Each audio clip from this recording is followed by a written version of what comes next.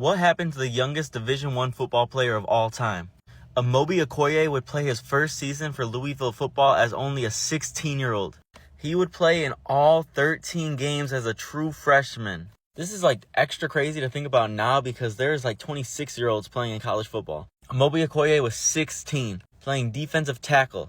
He would go on to play 3 more years at Louisville, where he dominated. His senior year, he would be named a second-team All-American. He would go on to be drafted in the first round by the Houston Texans at just 19 years old.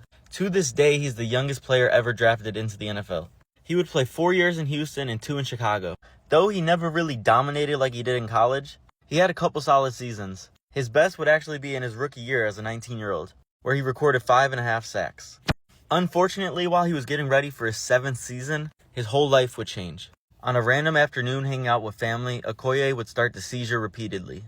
He would be rushed to the hospital and later diagnosed with a disease that almost took his life. This disease targeted his brain and would place Okoye in a medically induced coma for 12 weeks. Not only would Okoye survive this, but he would actually make a return to football. He briefly signed with the Cowboys and a team in the CFL, and although he didn't stick around with either of those teams, the fact that he was able to come back and play football, the fact that he was able to survive in general is such a huge accomplishment. But then the fact that he was able to actually fully return to football is just crazy. Okoye is from Nigeria, and he didn't even move to the USA until he was 12.